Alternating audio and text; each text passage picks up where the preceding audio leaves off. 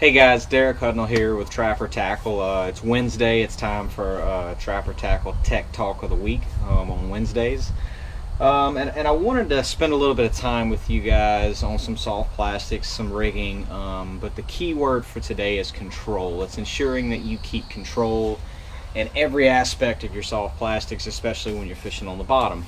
And that's everything from the reel that's in your handle all the way down to the bait. I want to make sure that I keep complete control of my bait, its action, the fish strike, and put them in the boat. And one of my go-to soft plastics is a Missile Baits D-Bomb. Of course, crawfish imitation. Right now, here we are in the heart of the springtime, and this can be a very humbling time to fish.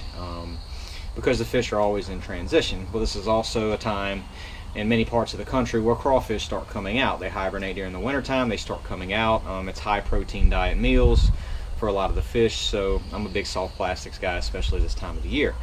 And what I wanted to do is kind of spend a little bit of time with you guys to show you how I rig some of these to keep everything in complete control. I want to be able to control every movement of this bait from the time it hits the water to the time I get it back in the boat. One of my go-to setups is for fishing something like this is either 15 to 17 pound fluorocarbon. Why do I fish fluorocarbon? For control. It's sensitivity. I want to be able to feel everything that this bait hits on the bottom, and most importantly, I want to be able to feel the fish strike. So 15, 17 pound fluorocarbon is typically what I'm throwing this time of the year. And a very, very important part of this setup, and I know a lot of people have some varying opinions about this, is whether to peg or not to peg. I peg probably 100% of my soft plastics that have a weight on it that I fish on the bottom, and the reason for that is control. I want my weight to stay as close to this bait as possible, right on top of it, because I want to be in complete control of that bait the whole time. You're fishing through cover. If you don't have a peg on there, your weight will tend to slip through cover, and when this weight slips away from the bait, I lose control of the bait. I want to be able to keep bottom contact with this bait as much as I can. So that's another reason why I do. And a little tip to this is when you're fishing it throughout the day, anytime you catch a fish, you get hung up or something, and your peg slips up your line, make sure that you moisten this line either with saliva or dip it in the water or something before you slide it back, because it can actually fray your line, especially if you've used the line a couple of times, you haven't changed it in a while. It'll get kind of frail, and you'll actually find if you try to slide this up and down your line without it being moist, you'll find that it'll actually fray your fluorocarbon, so be careful about that. Of course, the weight here, I think I have a 5/16 on here, connected to a 3/0 X heavy wide gap trapper hook. Again, control, guys. This trapper hook gives me control of this soft plastic almost 100% of the time, because when I rig this bait in here, it locks it down, as you all probably already know.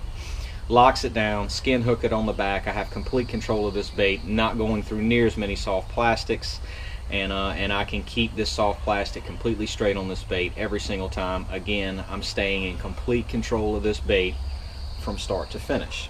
And of course, when I hook this fish and he falls into that trapper box, I have control of that fish 100% of the time until I get him in the boat. And another setup I'm going to show you, that was a Texas rig, of course. I'm going to show you my Carolina rig setup. Now, Carolina rig, I either do as a main line either 20-25 pound fluorocarbon or braid. Now, why would I do braid over fluorocarbon? Well, let me reverse that. Why would I do fluorocarbon over braid? I'm going to do braid most of the time because, again, control, sensitivity, I can feel everything.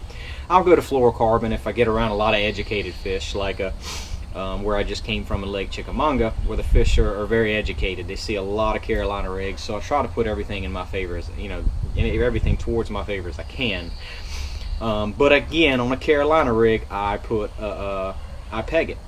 And I peg this again for control. There's a lot of times when you're fishing a Carolina rig where you make a cast, especially in the wind, where your weight slides away from the rest of your rig, and I don't want that. I want to keep complete control of this weight, and I want to be able to feel everything. Again, I want this bait to stay, or this weight to stay, right up next to this O-ring.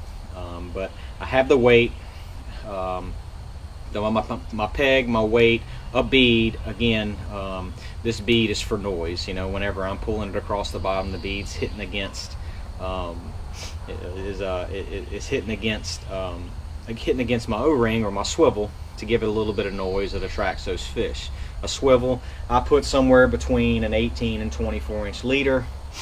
Typically I'm 12 to 15 pound either monofilament or fluorocarbon, depending on how much float I want that bait to come up, and rigged to a 5/0 standard trapper tackle hook on a lizard. Why standard? Why not X heavy or triple X heavy? Because I want this bait to have as much buoyancy as I can in the water. Gives it a lot of action, lets it float down naturally. Fish like it.